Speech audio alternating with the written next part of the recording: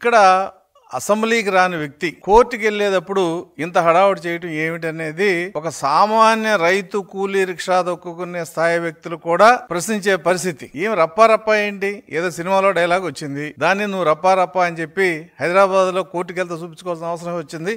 ఇక్కడ రప్పా అన్నావు, 11 సీట్లు వచ్చినాయి. అక్కడ నువ్వు రప్పా అన్నావు అనుకో, కడకడా లెక్క పెట్టుకోవాలి. కాబట్టి ఎక్కడ రప్పా అనాలి, ఏ ప్రదేశం అనాలి కూడా తెలియకుండా ఒక రకమైన ఉన్మాదంలో జగన్ ఉన్నాడు అనేది ఇవాళ దాదాపు ఒక లెవెల్ న్యాయ వ్యవస్థ గురించి తెలిసిన వాళ్ళందరూ కూడా అర్థమవుతుంది. ఇతను ఒక రకమైన భయంతో, ఎందుకంటే అన్ని కేసులు వాళ్ళు మెడకు చుడుతున్నాయి. వివేకానంద రెడ్డి మర్డర్ కేసు కానీ, అటు టీటీడీలో నెయ్యి విషయం కానీ, ఈడీ కేసులు కానీ, సిబిఐ కేసులు కానీ ఒక్కొక్కటి దగ్గరికి వస్తుంది. అంటే ఇతను చరమాంక దశ, రాజకీయ జీవితం చరమాంక దశకి దగ్గరవుతున్నాడు.